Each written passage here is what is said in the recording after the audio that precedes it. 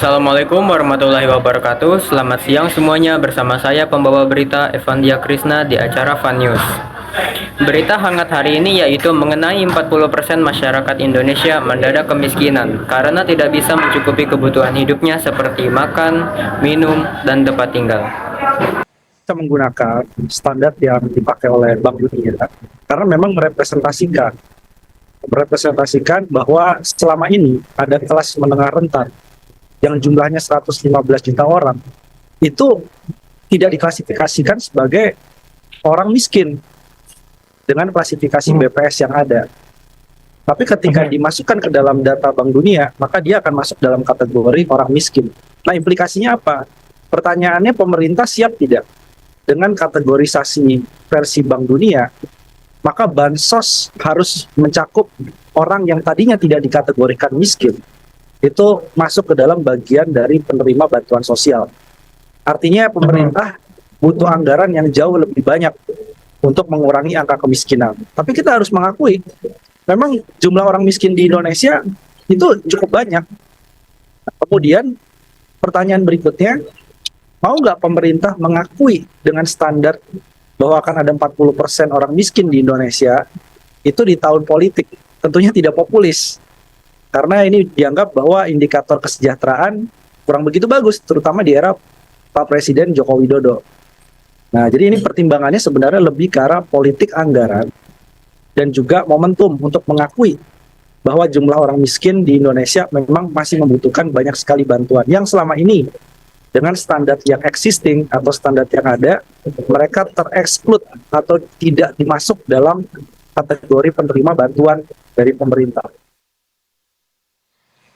Berita hangat yang kedua yaitu mengenai cacar monyet yang melanda dari berbagai daerah seperti Afrika dan Eropa. Gejala dari penyakit ini yaitu demam, sakit kepala, kelelahan, bahkan pembengkakan kelenjar getah bening.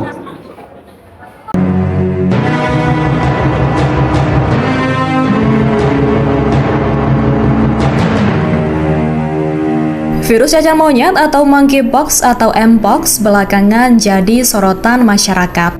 Diketahui World Health Organization atau WHO menetapkan cacar monyet sebagai darurat kesehatan global. Menurut Direktur Jenderal WHO Tedros Adhanom Ghebreyesus, wabah mpox tersebut kian meluas di lebih dari 70 negara. Situasi ini dinilai sudah memasuki syarat sebagai keadaan darurat global. Status keadaan darurat kesehatan global ini dirancang WHO untuk membunyikan alarm bahwa respons internasional yang terkoordinasi diperlukan dan dapat membuka pendanaan, serta upaya global untuk berkolaborasi dalam berbagai vaksin dan perawatan.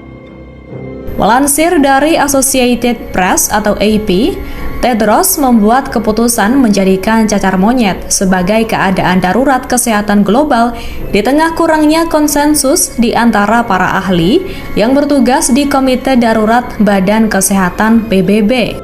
Tedros menyebut ini bukanlah proses yang mudah dan langsung menuai perbedaan pandangan di antara para anggota komite.